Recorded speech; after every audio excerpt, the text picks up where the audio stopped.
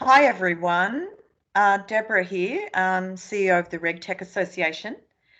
I'd like to begin our meeting this afternoon by acknowledging the traditional landowners of the land that I'm convening this meeting from today, which is the Gadigal people of the Eora Nation. I'd like to pay my respects to their elders past, present and future.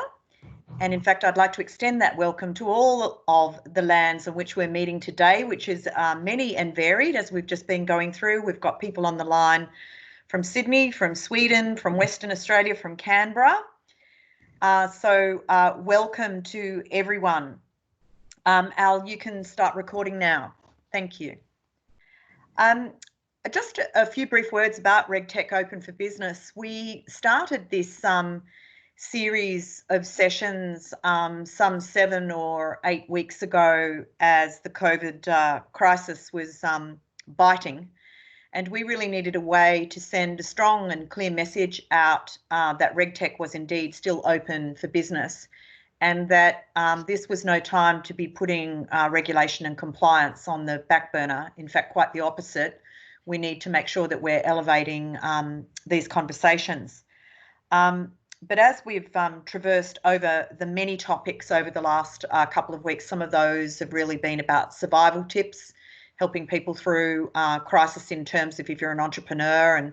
And we've also talked about the government work. And so we had Jane Hume last week. We had Victor Dominello, New South Wales Minister for Customer Service, the week before. We've talked through some of the stimulus packages. But the item around and the issue around people has been one that we were pretty keen to try and find the right person to come and present. And so today's session is really about that, about if you're a leader of people and caring about your people and the various facets that there have been as we've been, moving through scaling up and scaling down businesses over the last couple of weeks. We thought that this was a really good time to address this because people are at the heart of all of our businesses right now. And many of us will be traversing the challenges around operating in a completely remote environment. And so whether you're a corporate or whether you're a startup, a government, or you're an advisor, these issues are going to be impacting you right now. So just some housekeeping before we move on. For those of you that have attended a number of these, you'll know how we do it. But otherwise, if I could ask everybody to be on mute, please, that would be helpful. I'm going to facilitate a little bit of a fireside chat with our speaker afterwards, but we'll also have time for questions from the audience. And I would ask you if you could use the chat function for that. That just avoids us from speaking over the top of one another, as can happen in these forums. And if I could also ask you on the chat, if you could just insert your name and your organisation, that will help contextualise the question. And we'll do our very best to get to everyone. And also just to let you know that we are recording this event and this will be made available to RegTech Association members following the session. So now it is my great pleasure to introduce Scott Gartrell. Scott joined KPMG as the Executive Director of Workplace Relations Advisory in February 2020. He brings with him a lot of experience in employee relations, human resources, corporate affairs and government relations. He has proven experience as a senior executive supporting large transformational change programs, managing industrial relations and developing and delivering on business strategy in challenging and difficult industrial environments. And so, as I was saying earlier, I think there's no better person for us to have with us today. Thank you very much, Scott, and welcome. Thanks, Deborah. And look, thank you for the opportunity to talk about some of our insights on what's happening with workplace relations and the challenges, particularly for leaders, as we go into this. We'll come into the crisis phase and come out of it. Next slide, please. So, to understand the workplace relations challenges and the challenges for leaders, we've just created 6 scenarios, which I think are pretty typical of some of the responses that organisations have seen. So the first one really is a shutdown in business or cessation of work. Think retail, hospitality. Second, a slowdown of work due to changes in customer demand. Finance is one sector that might be representative of that. Third, continuation of work but in a different location, including home. So many service-based organisations like my own are good examples of that. 4, continuation of work with changed customer behaviours that are impacting business performance, probably retail is an example. 5, an increase in demand creating resourcing challenges, and I think logistics, food retail are examples there. And then last, a continuation of work but in a different form and with a changed product or service offering. So retail, perhaps parts of the public sector, think health and transport, I guess, as examples. And so are these useful examples, I guess, for the period ahead? The latest ABS survey says that 70% of businesses report reduced cash flow and reduced demand for goods and services will have an adverse impact on their businesses over the next 2 months. So it's not just a question of looking sort of in the rear mirror, it really is a question of what businesses are seeing ahead of them as well. Next slide, please. So what workplace options do businesses have? Now, I think stand downs and redundancies are well known. What's happened in this pandemic response is that we've seen unprecedented cooperation between employers and unions and government. In fact, having approaching 4 decades of work in this area, I think we've seen 30 or 40 years worth of reform, and probably in the last 5 or 6 weeks. All of these options, nearly all these options have been available for organisations, but very few of them have been available at short notice. Many of the provisions that have been brought in to accommodate the JobKeeper payment and a whole bunch of changes to the, I think, over 100 modern awards now make these provisions things that can happen quickly. Stand downs and redundancies as a last resort. I talked about changes to rosters and hours, access to paid and unpaid leave, in some cases access to future entitlements to leave, exploring reductions in hours and or pay, changes to work locations. They'll work from home is one, but there have been many organisations that have separated their workforces to ensure that they can observe the social distancing requirements. Changes to operating models and structures as organisations have pivoted to repurpose what they do. Reliance on new technology and an engaging flexible labour.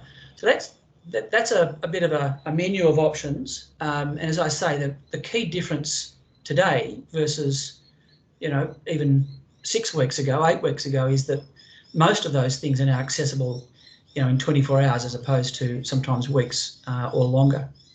Next slide, please. So what are the key risks as we march through calendar 2020?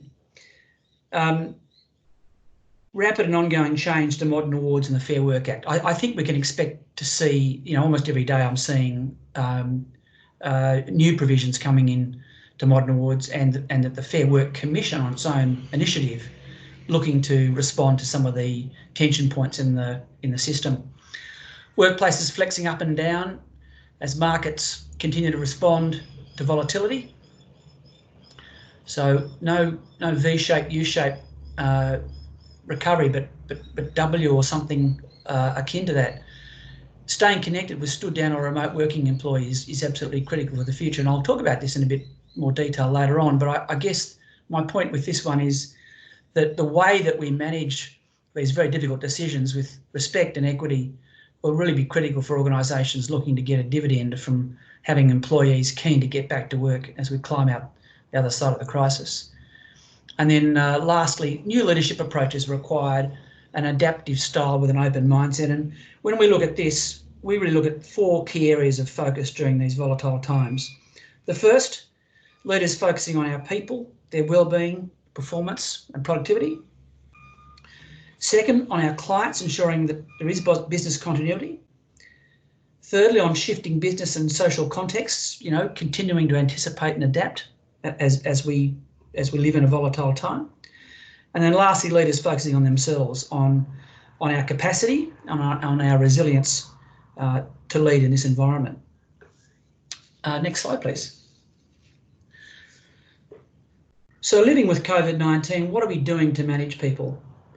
And, I pose three questions here. Do we have the right approach to workplace relations? So as we reconfigure industrial instruments, awards, enterprise agreements to align with an evolving and volatile operating model, are we building in the right flexibility?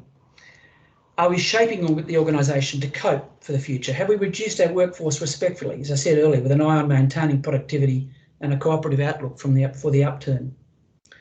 And do we have the right leadership skills to lead into recovery? Can we grow teams rapidly? Do we have the skills to source and onboard talent in this changed environment? And have we been able to respond to a changed operating model with the right people in place? Next slide. So there are some key controls required, I think, to ensure that as we adapt to living with COVID, that we manage the critical issues. Issues like workplace relations maturity.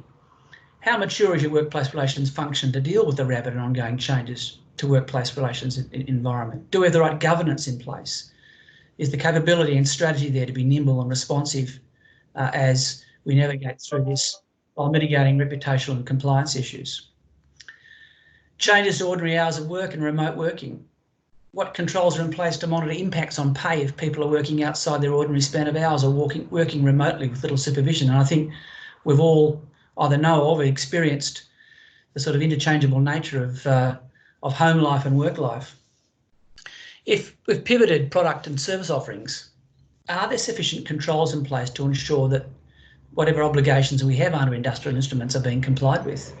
So, if there's employees are doing new work, we've brought people out of branches into back office. Does this mean that their classifications under an award or an enterprise agreement are still appropriate? And compliance with other obligations from our industrial instruments. Consultation is a requirement that cuts across changes to most award and enterprise agreement provisions. How do you ensure ongoing compliance with changes across the rest of calendar 2020? And are we maintaining compliance with work health and safety obligations for employees working in different and remote locations? And it's just worth noting there that an employer's requirement to provide a safe place and a safe system of work apply regardless of where we're all working. And I think that probably is something worth having a good think about as we continue to live with COVID and continue to work in this fragmented and remote way. So next slide. Another issue, wellbeing. Are we monitoring wellbeing and the mental health of workers in different locations? There's already anecdotal evidence from Black Dog and other mental health organisations that there's a real rise in mental health issues for people working on their own or working in a disconnected way. Organisational shaping and flexibility. Have we got the right size of the workforce for the next few months? And is it structured properly? What considerations are we giving now to the size and shape of a workforce to think about how we deal with an upturn? What flexibility is available to assist in maintaining jobs as we go through these changes in hours of work and spans of hours and access to paid and unpaid leave? Productivity, are we maintaining and tracking productivity? It's interesting, I think in the organisation I work for, it's and in managing a small team, I'm really focusing on output. It really is fundamentally about what people are producing as opposed to how they're doing it. And are we supporting our employees to work in new environments? I think engagement's a critical issue. Contact with people. How are you maintaining connection with staff working from different locations? And I think in the event of employees being stood down, what communication is going on with them to keep them appraised of what's happening with the organisation and expectations about preparation for the upturn. And then the last issue there, access to government support packages during the crisis. How are we making decisions there to help people access some of those flexibilities? So next slide. Implications for managing people. Are our leaders equipped with the right skills and the right capabilities? So here we're looking at 6 performance dimensions. So the first is capability and capacity to deliver to the standards required Do we have the right adaptive leadership skills in place to manage and support our staff? Now, are we maintaining the skills and the capacity needed? Next dimension is clarity of expectations. How good are our leaders at keeping their teams informed and clear about the new and changing work expectations?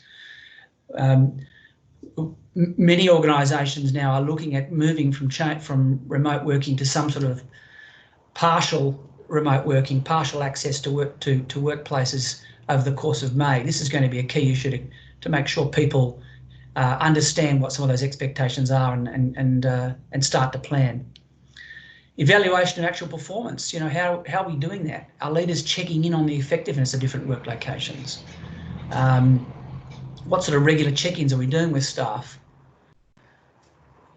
Fourth dimension, motivation to sustain and meet expectations. What strategies are developing to keep people motivated for the long haul? You know, this is not a matter of weeks. It's going to be months in this dislocated environment. Do people have the right balance between autonomy and direction? Appropriate infrastructure to underpin performance. Do people have the right equipment to support their working arrangements? You know, is there a fair distribution of workload? Are we asking people that question and monitoring it? And then the sixth dimension really is support within the team and for individuals. Are we managing conversations with staff around uncertainty? Are we checking in to make sure that people aren't, or in fact, to put it in the positive, that they are actually okay? So look, that's the formal part of what I wanted to talk about, Deborah. I'm really keen to answer questions if people have got questions on any of that or on any other issue that I might have triggered as a result of the conversation. Yeah, thanks very much, Scott. We'll definitely take some questions from the people on the line, so please feel free to pop your questions on the chat. But in the meantime, one of the things that really interests me over the last number of weeks, I've observed this more authentic conversation which people are having, and it's, you know, evidence right here. I'm sitting in my lounge room, beamed into your study, and all of a sudden, you know, we didn't know each other before yesterday, but we feel that sense of familiarity because we've now got this more personal, you know, connection to one another, that we've been invited into each other's homes. And what I think is really quite fascinating about that, as everybody has been doing this in our efforts to collaborate whilst flattening the curve, and just to your earlier points that you were making about in 40 years of industrial relations, you know, what you know, how do you think that this is going to aid the collaboration between, you know, a collaboration and conversations between legislators and government and even unions? How is this pandemic actually going to drive collaboration going forward, do you think? Well, I think it is a great question, and I agree. I think there's been, you know, we've achieved an enormous amount, and it's been done in a very short time, and it's been done by using some very old-fashioned techniques, which is to agree that we have some common purpose. Common purpose being about people's lives and their livelihoods, as the Prime Minister's been saying. So I think a key thing to take out of the crisis will be to maintain that collaboration and that commitment. I think the remote working experience has been very levelling. It's been, you know, I was talking to a colleague this morning who said that there just doesn't seem to be any seniority anymore. That, you know, we're all the same. We're all peering into each other's workspaces. So look, I would like to think that we'll keep coming out of this, whether at a macro level or at a business level. We'll keep that level of collaboration and I guess focus on what we actually share, what we have in common, as opposed to our separate interests. And that hopefully we manage the negotiation of the separate interests in a more in a way that's focused on ensuring that, you know, we understand that there are mutual expectations about how we manage industrial relations, and I think that fits culturally with Australians.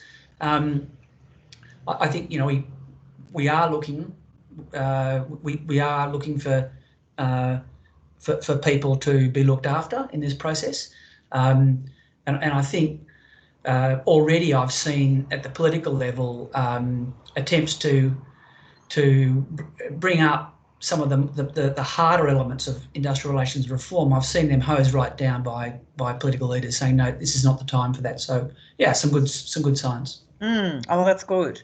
I do have a question. Nathan Newman from Austrac, thanks you for the presentation, very useful and timely. To what extent, if any, have you observed motivation and also productivity decrease across workplaces? Have you seen any trends or insights that you can potentially share? And have you observed any successful strategies to maintain motivation and productivity? Yeah, good question. And I think the short answer as to what we're seeing ebbing and flowing. We're seeing, and I just noticed it with my own team, and we're getting that feedback from clients.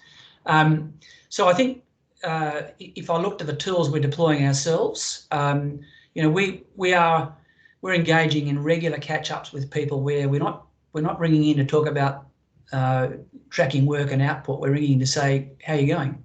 And that can be a quick, informal process. It doesn't need to be long, and it can be, as much about talking about the sorts of things people are doing outside of work as anything else.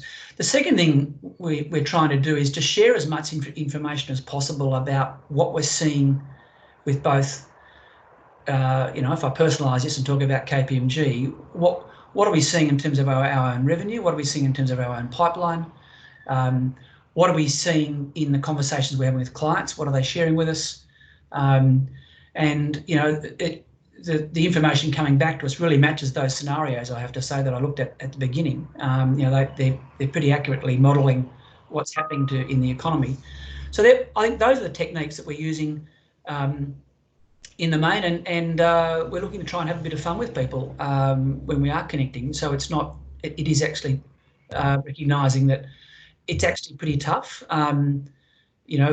The commute, the water cooler conversations are all chances to sort of break up a day. And when you don't do any of those things, I think, and people are genuinely fearful for the outlook of their organisation. I think there can be a tendency for people to be working too hard and to not be feeling or to be feeling anxious. So yeah, there's some of the things that we're doing, and I think sharing is a very easy thing for us to be doing. Absolutely. Share a quick anecdote with you. Quite by accident, Alison and I would probably speak to each other 4 or 5 times a day on the phone, and I think it was yesterday that we caught ourselves. We were talking on the line, but actually both just went about working and still had the line open, and every so often we'd say something to one another, and then we started laughing because we realised that we'd left the line open, and it was as if we were still sitting next to each other at our desks just working away, and occasionally we'd say a word and we both had a laugh. So that connectivity is certainly very important, and we have felt that we have needed to have that in this remote environment. Yeah, I think that's right.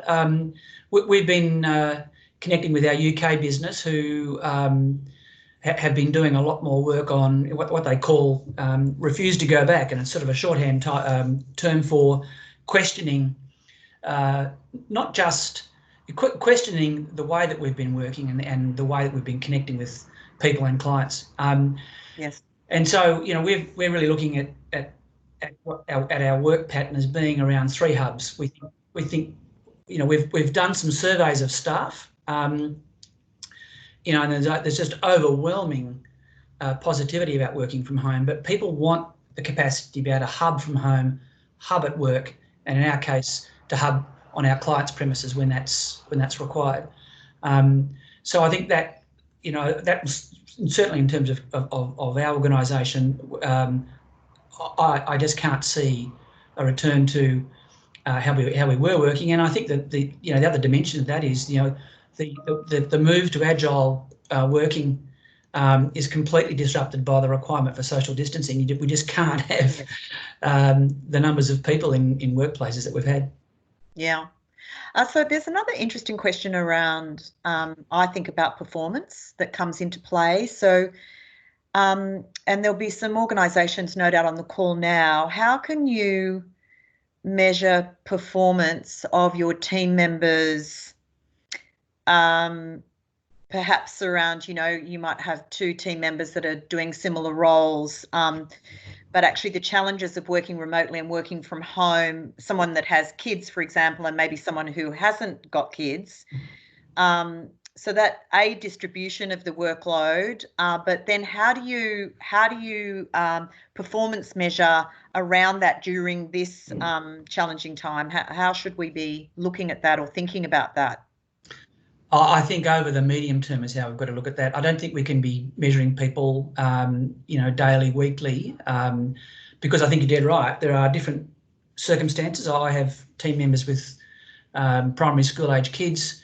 One of them, early on, she said, I just can't be as available during the day as I used to be. But she said, but I will be available from 8 o'clock in the evening, and I'll be available early in the morning. And we've worked out with her a way of working around the home schooling, and I think equally, we've had team members who have been who live on their own, and I've been we've been most concerned to connect with them as much as we can, and in some cases they've actually taken a decision to younger people to move home and be with parents.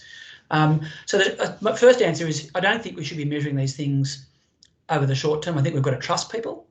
I think we look at outputs, and then I think we have to say, right, well, if I am looking at team workload, I'm going to look at it over a month or a 6-week period, and I'm going to make some assessments that balance up the ups and downs to get a more more balanced view. Yes, indeed. I want to invite people on the line to actually wade in here, because I'm sure you've got an anecdote or two to share, and it'd be really good since we have Scott here to kind of socialise some of that with him. So I'm encouraging you to pop some things up on the chat, because we've only got a limited time with him, and so strike while the iron's hot. I mean, obviously, Scott, many people on the line here have an interest in RegTech, and obviously one of the unique benefits of RegTech is this ability to bring productivity and efficiency, and we've already seen the growth of the use of things like Teams, as we're on today, and Zoom and things of that nature. What role do you think that technology is going to play in helping that productivity and efficiency that's actually helping people do their work from day to day? I think, Deborah, I think you're dead right. I think we've seen quite dramatic changes. I must say, I've found the requirement to learn how to load documents in a team meeting, how to use some of the collaboration tools. That's a whole new set of challenges for all of us, obviously. Yes. But look, the fact is we've got bandwidth, certainly in our major cities. We've got collaborative tools. We've got communication tools like the one we're using now. I suspect the challenge really is to be able to use them as effectively as possible. So there's some skilling to go on, but I just don't think there's any going back based on some of the client interchange that we've had and some of the feedback we've had from staff. Yes, indeed. Rich, oh, here we go. We do have a question. I was about to put somebody on the spot. This is James Farrell from Microsoft. Thinking about the banking sector being a highly regulated industry, what are you seeing in terms of working from home, and how does this play into banks staying compliant with the regulators? Yeah, well, that's a good question. I suspect that I suspect banking. I mean, I think that the capacity to work remotely, like we have been, and back to your previous question about the use of technology. I mean, I think one of the big challenges for the banking and finance sector more broadly will be, what's our operating model going to look like? Are we going to need the number of branches we've got? And what do we do to repurpose the skills of those people? What about offshoring? The amount of the services that are offshore that have been disrupted. Do we bring them back? So I think that's not exactly the question, but I think the operating model in the finance sector is going to be significantly impacted, and we are having conversations with clients at the moment about some of their conclusions already. So can I just get the question again, Deborah? I don't think I've answered it properly. Yes, it was thinking about the banking sector and being that it's highly regulated. So I guess what they're saying is, if we're working from home, how can the banks and financial institutions ensure that they're remaining compliant when they've got, very diverse teams of people now kind of rotating, working from home, going to the office? Yeah. What are the ways that they're going to be able to, ensure that they're remaining compliant with the different regulators? We've got data and information being shared across email systems and, all kinds of things. So I guess what are you seeing in terms of working from home, and how is that going to impact our ability to comply to regulations? Well, I mean, I raised a whole heap of questions early on when talking about, what are the implications for managing people in particularly in remote locations. I think we have to have a really fresh look at our internal controls, and ask the question: they're not built for the operating model we've got, clearly, but we need to look at them and say, well, so what changes do we need to make? If I just look at my own area, if it's about the safe working environment, we're not geared to be able to have a look at that and make decisions that keep people safe. Yes. If I think about the question, what are the how are we satisfied in the old operating model that people are working in a compliant way? Well, we've got a whole range of risk management techniques. Training is and accreditation being, I guess, at the core of it. Yep. Neither of those things is impossible from a remote working location. We're simply using technology to access systems via virtual networks. Yes. And we can still have a process of ensuring that our people are carrying out their work in a way that's envisaged by the regulation. Yes. I mean, the additional point that James adds on to the question is he's giving an example of Chinese walls. So you've got one organisation that has to have a division of information sharing between two areas. Like, that's an example of where, once you go into a home environment, are we able to observe the same kind of standards that are set within the workplace that we would normally have? You would think that. So I would think from a technological perspective that the capacity to ensure that teams are separated, data can't be transferred, contact is limited to key portals or key pivot points. I would think that's all not only possible now, but it's also trackable. So from an audit perspective, you could establish that Chinese walls were maintained between two groups of employees. Yes. There's a question here. I'm sorry, I don't know the person's name because it's not very clear to me, but they are from Deloitte. Considering increasing heavy reliance on the technology front, such as virtual conferencing tools, what strategic preparedness priorities should people, leaders consider from a cybersecurity perspective, other than placing a high importance on the individual vigilance and accountability, but at a firm-wide level? Not my area of skill, but I'll have a go at the answer. Okay. I think that we've got two inputs to this. We've got satisfaction that people understand the rules the working environment, and we address that through training and upskilling. And then, you know, I go back to my previous question in terms of being able to establish from a technical perspective that our systems are robust.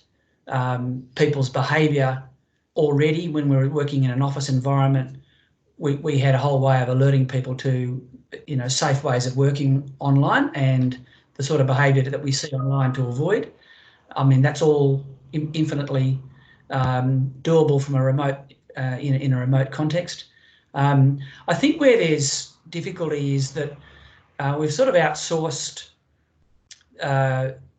you know, in most organisations, the technology and the system, the network capability. We've outsourced that to individuals, and we are in such variable circumstances. So I suspect that's an area where we're going to have to do more work to ensure that, you know, we do have a level playing field, and that while our security systems may provide a safe fence around an organisation, that people have got the capacity to use them because of the access to, you know, a decent pipe. I noticed that today the Premier's announced that the state government will be funding better regional broadband, and I think acknowledging that there are some holes in the NBN that need to be fixed and that aren't being satisfied by the current technology.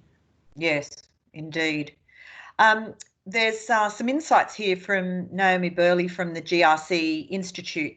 Our members, their members are compliance professionals, had to undertake a rapid set of adaptations to the compliance frameworks to ensure privacy especially, and other regulations and controls were adapted. We've had an ongoing discussion group on this topic, and those with established and mature frameworks could easily assess what needed adaptation and to implement changes quite efficiently. But what has been the real challenge, though, is she's saying have been government announcements about changes to things like super and hardship provisions for banking that have had no regulatory guidance or support yet, but were expected to be implemented quickly. Yeah, I think the observations are spot on. You know, that's how fast things moved. I mean, if you go back to about the second week in March, you may remember the Prime Minister talking about the regime to come, but saying, but it's okay, I think it's safe to go to the footy. And it was across that weekend that we went from the old world to the new. It was literally in a matter of days. So to the observation, I think it's been really difficult for organisations. I think the regulator in the workplace area, the Fair Work Commission, the Fair Work Ombudsman have done really good work. They've actually initiated a lot of the additional work to get the detail about, you know, how does the JobKeeper work, you know, what are for both employer and employee. As a simple example, I think there's been some great work done, but, you know, I accept that, you know, it's been by putting it in place, then looking at the holes and filling them in, that we've actually had to proceed. Yes, and I know even from just some of our members, I recall when some of the first stimulus was announced, and one of them was a government guaranteed small business loan, and of course many of our constituents are startups and scale-ups, so they were going to jump on that, you know, straight away. So of course the phone calls began the next morning, but of course what they were finding was the financial institutions hadn't quite caught up to the government announcement, and there weren't products ready to go to market, because obviously these products normally would be months, you know, in the making, and they had to pivot pretty quickly. There is another one here. So James Farrell from Microsoft, again, really interesting conversation, Scott. You mentioned the banking operating model requiring change, for example, branch operations and offshoring. Can you talk more about what you were seeing in the area of changes to the offshoring model? So I have heard, so there have been conversations with clients in the finance sector who have talked about the fact that that this whole shutdown has been quite disruptive because of the fact that they've had operations offshored. I've also seen the National COVID Coordination Commission talking about, this was actually that the Dow Chemicals former CEO Andrew Liveris has been doing some work for them, looking at this issue, and not just in terms of offshoring, but the reliance on just-in-time inventories, the extended supply chains that organisations now have, into the region and around the world. That the Commission's looking at both of those models and asking questions about whether we need to make some changes. So watch the space. I think. I just think it's very interesting. He was a Northern Territorian who went off to run a global organisation with operations in probably most continents. Is now coming back and saying that perhaps we've gone too far with the globalisation process. So who would have thought it 8 weeks ago that we would be hearing that? Actually, just on the point of globalisation, I hope to be able to put somebody on the spot. Richard from Sweden, are you on the line? Yes. I was just wondering, since we have you all the way from Sweden, just thinking in listening to this conversation, do you think that this is a similar conversation that's currently being had in Sweden around remote working and some of the other issues that we've touched on today? Is there any insights that you can share? I think it's been global news about how this approach to restrictions from the government in Sweden has been different from most other countries, in that they've had more of a recommendation than requirements or a lockdown. And most people have adhered to this, and I've been kind of stuck here at my house now for about 8 weeks or so. And the spring is coming here in Sweden in the northern hemisphere, so people are a little bit more, not following. I saw a newspaper article this morning saying that people are becoming maybe a little bit too relaxed to this in a social way. But I think we're seeing the exact same thing here with remote working. And I speak to people in a couple of different countries, both in the Nordics and in Europe, and everybody's saying that, what we're seeing now with the new normal, working from home, maybe people will go into the office 1-2 days a week, but there'll be a lot more working from home. But at the same time, I was speaking to somebody yesterday and bringing up the old VPN connection. How can we securely work from home with doing some of the work that we do in the compliance industry?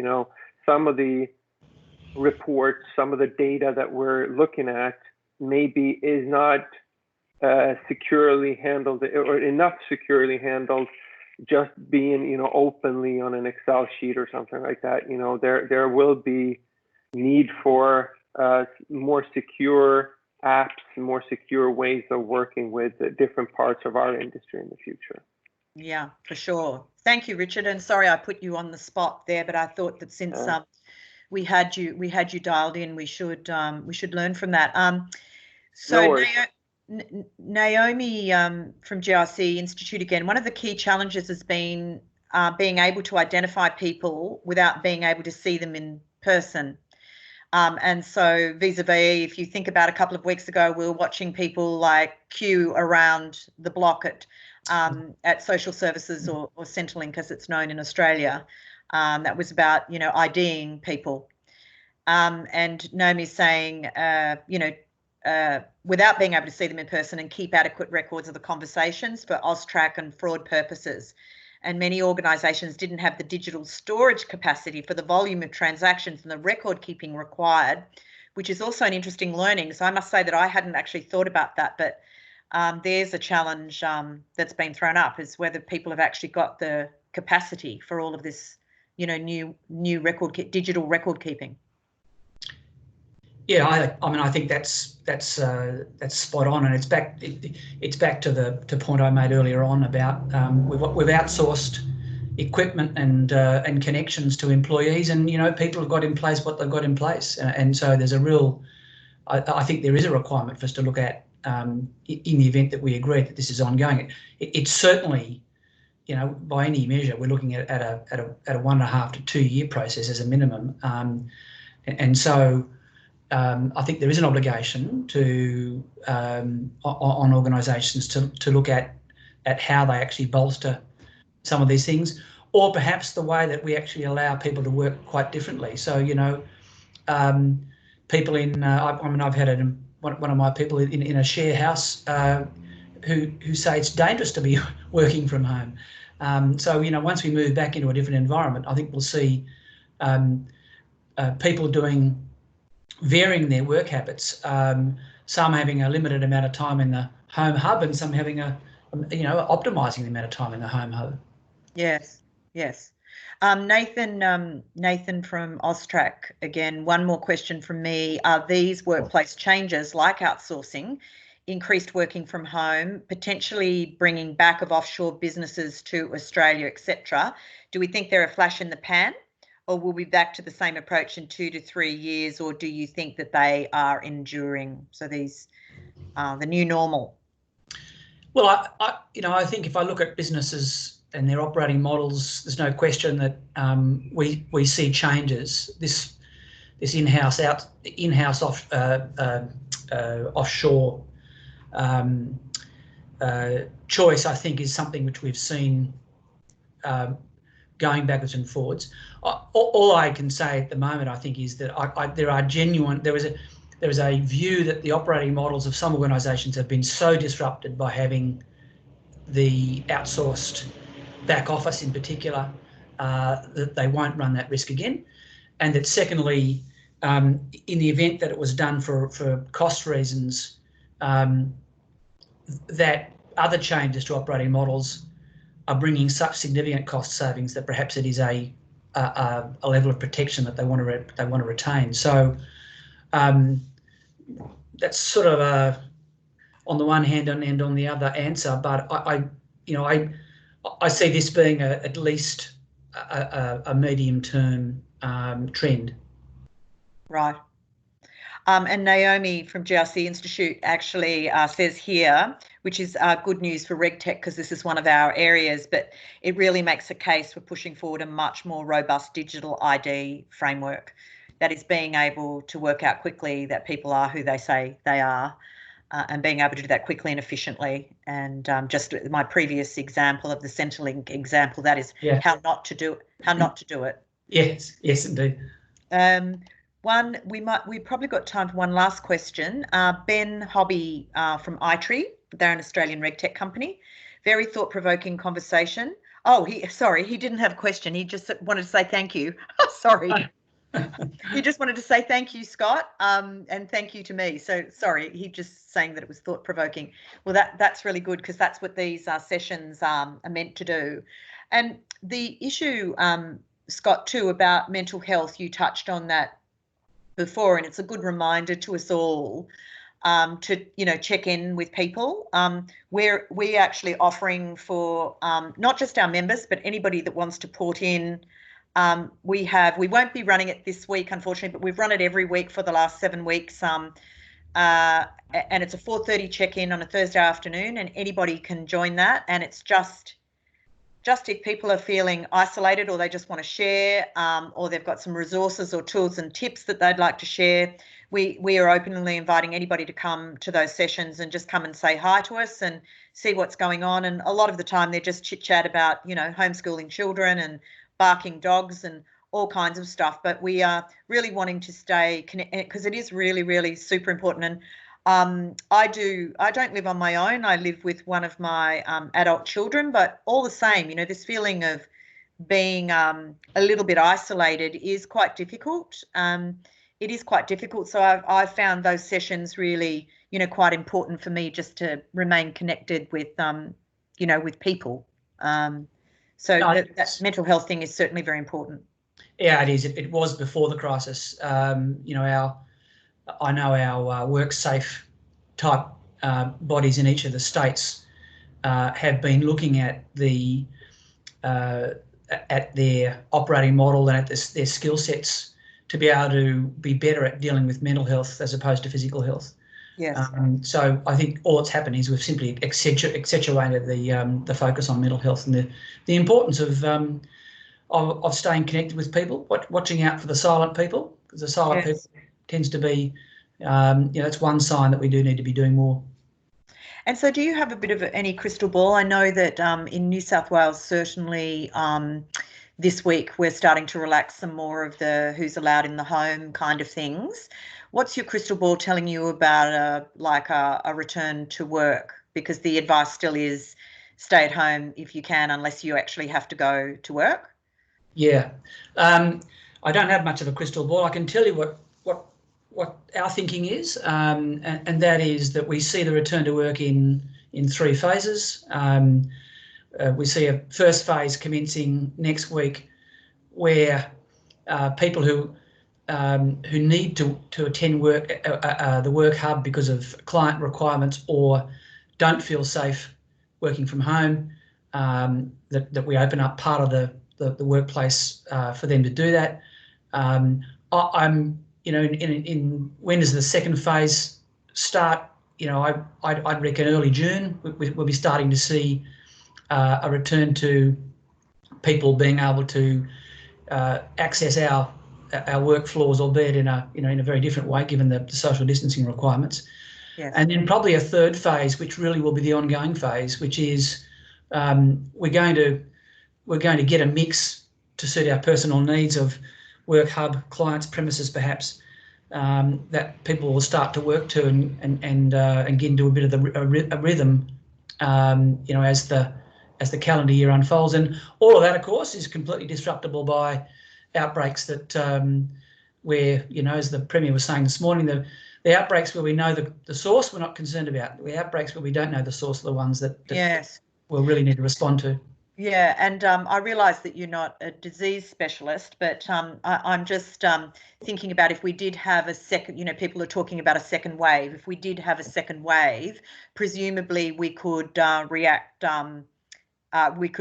quickly to that, and we'd all be used to the drill. And if we did have a second wave, do you think that it would be shorter or longer, or I guess we don't know until it happens, or if it happens.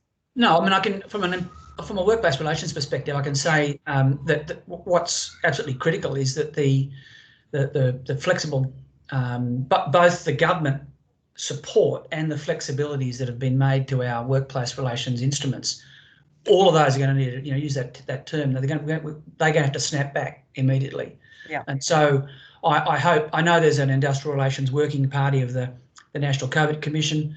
I would expect that they'll be looking at some of those things. How do we put them in place in a way that is equitable? And I suspect what that means really is, for a lot of those things, people don't want to live with the sort of Damocles hanging over them, in terms of being stood down overnight. So, as an example, we will need, I think, to have review periods where there's a return to the normal, if you like, unless the COVID response conditions necessitate extension of it.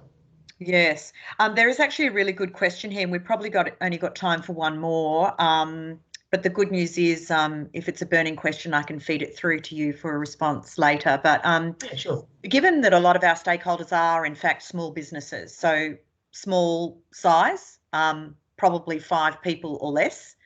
And James here says they have a smaller size workforce, but there is equal importance on leadership to build and maintain the connectivity and the mental health. Do you have any last minute tips or observations for small organisations and how they should, cope through this? Because a lot of them don't have the excellent resources and access to services and things that large organisations would have typically. Yeah, so the first point I'd make is that the extent of underpayment issues over the course of the last 18 months establishes that size doesn't matter. In fact, this week we saw a financial institution, a large one, announce a very large underpayment problem. So, if I take that as a good example of an issue which you'd look to attack in some way if you were a small organisation, it is about controls. It is about being aware of the risks. You don't need a human resource department, a risk management department. You simply need to understand what the risks are, and I hope I identified in terms of workplace relations a lot of those in my presentation. If you're aware of those risks, then it really is just a question of saying, well, in our circumstances, given our size, what makes sense to be able to mitigate and manage that risk? Yes. In the event that it's an issue about connectivity, mental health, which is identified in the question, how do I've got 3 employees or 3 contractors that are working with me. How do I, as an individual leader, how do I connect with them? That's not impossible. The starting point really is understanding what the risks are. Yeah, for sure. And look, the last question is probably maybe an easy-ish one. Michelle East from Certainty Compliance. So, any sign of changes to standard hours of work in the modern awards? So yes, there is. There's certainly the interim flexibilities that have been announced have allowed for changes to be made to people's hours of work, overnight and at direction as opposed to a consultation process. So, that's been, I think the ACTU in particular has been outstanding in the way that they've said, well, it is tough on people, but, if it preserves an organisation in some form, if it provides some benefit to the employee and keeps them safe, then we should be doing it.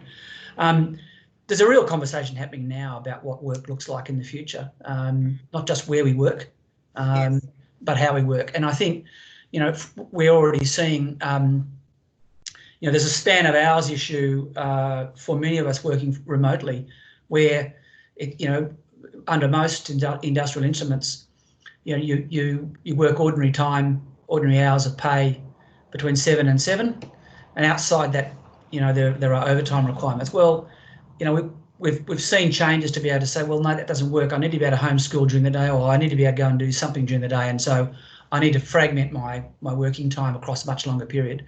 So I think that as an example, where it's done in a way that it has the support of employees. I mean, I think that's infinitely capable of being kept, and you'd hope that those sorts of discussions are happening at both sort of national sector and enterprise areas. Yes, indeed. Well, thank you for all your questions. That was really great, and that's what we are trying to do here, and that's actually have a real conversation. Scott, just might go back. Sorry, Al, could you just go back to the previous slide just with Scott's details? Scott, are we okay to share the deck following the event? Yes, I've just noticed that I've put XXX in there for Jane's contact details. So yes, you'll need to contact me. Yes. So clearly that was the penultimate live. draft. That was the penultimate draft. Yeah, absolutely. I'm very happy to for contact. Okay, that's great. So I'm sure Scott would be delighted to hear from anyone on the call, and thank you very much. So just before we finish off, Scott, is there anything that you wanted to say before we sign off, and I'll end the call? No, just to thank people for their interest and for their questions, and just to say I'd welcome contact, particularly if it's to talk about the way that people have managed working with others remotely, that, I mean, because I'm always interested to know the solutions that people have come up with. Excellent. Thank you so much to Scott, and I also wanted to acknowledge KPMG, who one of our sponsors. Thank you very much to Will, who arranged and connected us up with Scott. Just before we wrap up, and I'm aware, sorry, we've gone 3 minutes over, just wanted to talk a little bit about what we've got coming up next. So on Thursday of this week, we've got our very first, it's not our first virtual program, but it's our first RegTech showcase program, which we're calling RegTech Edge No Borders. So instead of us traveling all across the world, we're bringing the world to us to look at, we're looking at 6 different solutions on Thursday. So please have a look at that event. And if you're interested, come along, because those solutions will all have a COVID-19 lens on them and how they can drive productivity and efficiency during this time. And then during May and June, every fortnight, we will be announcing some new topics. And one of those, I'm excited to say, is going to be around digital identity. And we've talked about that today.